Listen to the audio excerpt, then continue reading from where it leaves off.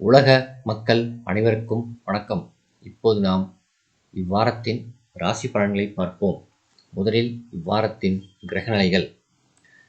மிதுனத்தில் சுக்கிரன் குரு, கடகத்தில் புதன், சிம்மத்தில் சூரியன் கேது, கன்னியில் செவ்வாய், கும்பத்தில் சனி வக்ரம் மற்றும் ராகு. முதலில் மேசம். இதுவரை ராசிக்கு நாளில் இருந்த சூரியன் 17ஆம் தேதியிலிருந்து தன்னுடைய சொந்த ராசியான சிம்ம ராசியில் பிரவேசிக்கிறார். 5ஆம் இடத்தில் சொந்த ராசியில் ஆட்சி பெறுவதால் அவர் ஆற்றல் கூடுகிறது. கோச்சார ரீதியாக சூரியனுக்கு அது நல்ல இடம் இல்லை என்றாலும் பஞ்சமாதிபதி பஞ்சமஸ்தானத்தில் ஆட்சி பெறுகிறது என்கிற கணக்கில் அது நன்மையை செய்யும். குழந்தைகளால் சந்தோஷம் உண்டு. புதிய முயற்சிகள் வெற்றி பெறும். பெற்றோர்களின் ஆரோக்கியம் சிறப்பாக இருக்கும். கொடுக்கல் வாங்கல்கள் சுலபமாகும். பழைய கடன்கள் வசூலாகிவிடும். சொத்து பிரச்சனைகள் தீரும். 3இல் சுக்கிரன் இருப்பதால் பரம சௌக்கியம் உண்டு. கலைஞர்களுக்கு ஆதாயம் உண்டு. திருமணமான பெண்கள் கருத்தரிப்பதற்கு சாதகமான கிரகநிலைகள் உண்டு. ஊதிய உயர்வு, பதவி உயர்வோடு கூடிய இடமாற்றம் கிடைக்க அமைப்புள்ளது. உறவினர்களிடையே பிரச்சனைகள் வரலாம், கவனமாக கையாள வேண்டும். கணவன் மனைவி கருத்து வேறுபாடுகள் நிகழலாம். தாயின் ஆரோக்கியத்தில் கவனம் தேவை. சுபகாரிய முயற்சிகளில் சிறு தடங்கல்கள் ஏற்படும். பரிகாரம்: முருகனை வழிபடுங்கள். அடுத்தது ரிஷபம். இதுவரை 3இல் இருந்த சூரியன் 4ஆம் இடத்தில் நுழைகிறார். 2இல் குரு சுக்கிரன் இணைந்திருப்பதால் பொருளாதார ஏற்றம் உண்டு. கொடுத்த கடன்கள் வசூலாகும். சேமிப்பிற்கு வழி உண்டு. மருத்துவ சிகிச்சையால் ஆரோக்கியத்தில் முன்னேற்றம் உண்டு. கொடுக்க வேண்டிய கடன்களை கொடுத்துவிட்டு நிம்மதியாக இருப்பீர்கள். குடும்பத்தில் சுப நிகழ்ச்சிகள் நடக்கும் வாய்ப்புகள் உண்டு. கலைஞர்களுக்கு நல்ல வாய்ப்புகளும் ஆதாயமும் உண்டு. செவ்வாயின் பார்வை லாபஸ்தானத்தில் விழுவதால் ரியல் எஸ்டேட் துறைகள் சாதகமாக இருக்கும். சிலருக்கு எதிர்பாராத பண வரவும் கிடைக்கும். வெளிநாட்டு வேலைக்கு முயற்சி செய்தால் வெற்றி பெறும். 3இல் புதன் இருப்பதால் எதையும் யோசனை செய்து பேச வேண்டும். அவசரப்பட்டு காரியத்தை செய்துவிட்டு அல்லல்பட வேண்டாம். 4ஆம் இடத்தில் கேது இருப்பதால் வாகனத்தில் அவ்வப்பொழுது பிரச்சனைகள் வரும். பிரயாணங்களில் தடைகள் ஏற்படும். வீண் அலைச்சல்களும் கற்பனையான குழப்பங்களும் மனதில் இருக்கும். கூட்டாளிகளால் பிரச்சனைகள் உண்டு. 16/8/2025 முதல் 18/8/2025 வரை ராசிக்குள் சந்திரன் நுழைகிறார். பரிகாரம்: மகாலட்சுமியை வணங்குங்கள். அடுத்தது மிதுனம். சூரியன் 3ஆம் இடத்தில் நகர்வது அற்புதமான அமைப்பு. அது அவருடைய ஆட்சி வீடு என்பதால் உங்களுக்கு நல்ல ஆற்றல் கிடைக்கும். அரசாங்க வேலைகளில் அனுகூலம் உண்டு. புதிய ஒப்பந்தங்களால் ஆதாயம் உண்டு. ராசியில் சுக்கிரன் இருப்பதால் பொருளாதாரத்தில் நிறைவு உண்டு. ஏதோ ஒரு விதத்தில் பணம் கைக்கு வரும். தனக்குடும்பஸ்தானத்தில் ராசிக்குரிய புதன் இருப்பதால் தகவல் தொழில்நுட்பத்துறை, பத்திரிகை துறை, ஆடிட்டர் துறையில் உள்ளவர்களுக்கு வாய்ப்புகளும் முன்னேற்றங்களும் உண்டு. பாகிஸ்தானத்தில் சனி ராகு இருந்தாலும் ராசியில் உள்ள குருவின் பார்வை சனி ராகுவால் கிடைக்கக்கூடிய நன்மையை அதிகரிக்கும். 3இல் அமர்ந்துள்ள கேது எண்ணங்களை எளிமையாக்கி செயலை முடித்து வைக்கும். முக்கியமான பொருள்களை வாங்கும் யோகம் உண்டு. வரவுக்கு மிஞ்சிய செலவுகளுக்கும் கிரகநிலைகள் இருப்பதால் பணத்தை எண்ணி பார்த்து செலவு செய்ய வேண்டும். சகோதரர்களிடம் உறவு விரிசல் ஏற்படும்படி நடந்து கொள்ள வேண்டாம்.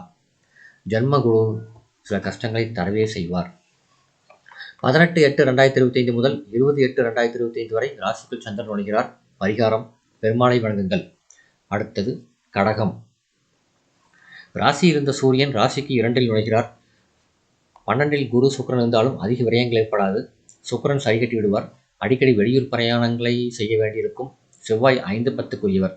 அவர் 3ஆம் இடத்தில் இருப்பது சிறப்பு. அவருடைய பார்வை பாகிஸ்தானத்திலும் தொழில் ஸ்தானத்திலும் வருகிறது. இதனால் செவ்வாய் காரக தொழில்கள் சிறப்பாக நடைபெறும். நிலம், வீடு விற்பனையில் ஆதாயம் உண்டு. 12ஆம் இடத்தில் சுக்கிரன் இருப்பது நல்ல ஓய்வையும் உறக்கத்தையும் குறிக்கிறது. குருவின் பார்வை அஷ்டமஸ்தானத்தில் படுவதால் கஷ்டங்கள் குறையும். தந்தையின் ஆரோக்கியத்தில் கவனம் தேவை. அதிக முதலீடு தேவைப்படும். எந்த விஷயத்தையும் இப்பொழுது கையில் எடுக்க வேண்டாம். மாணவர்களுக்கு படிப்பில் கவனம் தேவை. விரயஸ்தானத்தில் குரு, அதனால் உடல்நிலையை சீராக வைத்துக் கொள்ள வேண்டும். கண்களையும் பாதங்களையும் பராமரிக்கவும். கொலஸ்ட்ரால், இரத்த அழுத்த பிரச்சனைகள் வரலாம். மருத்துவ செலவுகள் உண்டு. சுபவிரயங்களும் உண்டு. உணவுகளில் ஒவ்வாமை ஏற்படும். வெளியில் அதிகம் சாப்பிடுவதை தவிர்க்கவும். 20/8/2025 முதல் 22/8/2025 வரை ராசிக்குள் சந்திரன் நுழைகிறார். பரிகாரம்: வெள்ளிக்கிழமை தோறும் அம்மன் கோயிலுக்கு தவறாமல் சென்று வழிபடுங்கள். அடுத்தது சிம்மம். பொதுவாக ராசியில் சூரியன் இருப்பது உஷ்ண நோய்களை தரும் என்றாலும் கூட சிம்ம ராசிக்கு அது பொருந்தாது. காரணம், ராசியில் ராசிநாதன் ஆட்சி பெற்று 7ஆம் இடத்தையும் பார்ப்பதால் நன்மைகளையே தருவார். ஆனால் கேது இருப்பதால் அவருடைய ஆற்றல் சற்று குறையக்கூடும். எனவே ஆத்ம பலத்தை வளர்த்து கொண்டு முன்னேற்றத்தை அடையலாம். அதற்கு உதவும் வண்ணம் 11ஆம் இடத்தில் குரு சுக்கிரன் இணைப்பு அற்புதமாக செயலாற்றும். பொருளாதார முன்னேற்றம், தொழில் முன்னேற்றம், லாபம் எல்லாம் உண்டு. பூர்வ புண்ணிய பலன் உண்டு. சுக்கிரன் 5ஆம் இடத்தை பார்ப்பதால் தொழில் சிறப்பாக நடைபெறும். காரணம் அவர் 10க்குரியவர். திருமணமான பெண்களுக்கு குழந்தை பேறு கிடைக்கும். சுபகாரியங்கள் பலிதமாகும். ஆரோக்கியத்தில் கவனம் தேவை. அவ்வப்பொழுது பிரச்சனைகள் ஏற்படும். சின்ன விஷயத்தையும் அலட்சியம் செய்யாது உடனுக்குடன் மருத்துவம் செய்து கொள்வது நல்லது. 2இல் செவ்வாய் அமர்ந்திருப்பதால் பேச்சில் கடுமையை குறைத்துக் கொள்ள வேண்டும். குடும்ப விஷயத்தில் நிதானத்தை கடைபிடிக்கவும். 22/8/2025 முதல் 25/8/2025 வரை ராசிக்குள் சந்திரன் நுழைகிறார். பரிகாரம்: சூரிய நமஸ்காரம் செய்யுங்கள். அடுத்தது கன்னி. ராசிக்கு 12இல் சூரியன் இருக்கிறார். இப்போதைக்கு 6ஆம் இடத்தில் இருக்கக்கூடிய சனி ராகு சேர்க்கைதான் உங்களுக்கு பெருமளவு உதவும். 10ஆம் இடம் குரு சேர்க்கை, சுக்கிரன் சேர்க்கையை நம்பி புது தொழில்களை ஆரம்பிக்க வேண்டாம். அதிக முதலீடு தேவைப்படும். எந்த முயற்சியும் இப்போதைக்கு வேண்டாம். தடைகளை தாண்டி விடுவீர்கள் என்றாலும் சற்று தாமதமும் சிரமமும் ஏற்படும். ராசிநாதன் புதன் லாபஸ்தானத்தில் இருப்பது சிறப்பான பலன்களை தரும். 6ஆம் இடத்தில் அமர்ந்த ராகுவும் சனியும் ஆற்றலை தருவார்கள். தொழிலில் முன்னேற்றம் உண்டு. தகவல் தொழில்நுட்பத் துறையில் பணிபுரிபவர்களுக்கு ஊதிய உயர்வு, பதவி உயர்வு முதலியவை கிடைக்க வாய்ப்புண்டு. உஷ்ண வியாதிகளும் தோல் சம்பந்தப்பட்ட வியாதிகளும் ஏற்பட்டு சங்கடங்களை தரலாம். ராசியில் செவ்வாய் இருப்பதால் அவசரப்பட்டு வார்த்தைகளை விட வேண்டாம். சகோதர உறவுகளை ஜாக்கிரதையாக கையாள வேண்டும். பரிகாரம்: பெருமாளையும் தாயாரையும் வணங்குங்கள். அடுத்தது துலாம். சூரியன் தனது சொந்த வீட்டில் லாபஸ்தானத்தில் வருவதால் தொழில் ஏற்றம், வணிக லாபம், பொருளாதார முன்னேற்றம், அரசாங்க காரியங்களில் வெற்றி முதலியவை உண்டு. கேது 11ஆம் இடத்தில் இருப்பதும் சிறப்பான பலனை தரும். குருவும் சுக்கிரனும் ராசியை பார்ப்பதால் ராசி பலன் பெறுகிறது. பாகிஸ்தானத்தில் ராசிநாதன் இருப்பது சகல விதங்களிலும் சிறப்பான பலனை தரும். புதிய முயற்சிகள் செய்யலாம். பழைய கடன்கள் வசூலாகும். போட்டித் தேர்வுகளில் வெற்றி கிடைக்கும். எடுத்த காரியங்கள் தடையின்றி நிறைவேறும். வீட்டில் ஆடம்பர பொருள்கள், துணிமணிகள் வாங்கும் வாய்ப்புண்டு. குடும்ப செலவுகளை எளிதாக சமாளித்து விடுவீர்கள். சனி பகவான் வக்ரம் பெற்றிருக்கிறார். ஆரோக்கியத்தில் கவனம் தேவை. வீட்டில் வாகனங்கள் அடிக்கடி பழுதாகும். 12இல் செவ்வாய் என்பதால் மனதில் பதற்றம் அவ்வப்பொழுது வரும். பதறாதீர்கள், அவசரப்படாதீர்கள். பரிகாரம்: லட்சுமி நரசிம்மரை வழிபடுங்கள். அடுத்தது விருச்சிகம்.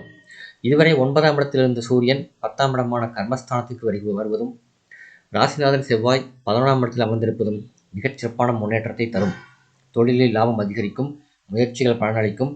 விருந்து முதலிய கேளிக்கைகளில் கலந்து கொள்வீர்கள். தொழில், பகை, வழக்குகள் முதலிய விஷயங்கள் சாதகமாக எதிர்கொள்ளும் ஆற்றல் பிறக்கும்.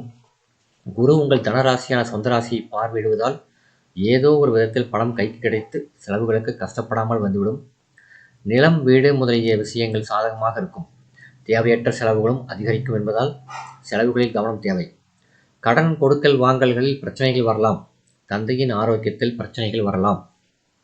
சந்திராஷ்டமம் 18/8/2025 பிற்பகல் 2:29 மணி முதல் 20/8/2025 மாலை 6:23 மணி வரை சந்திராஷ்டமம் உண்டு.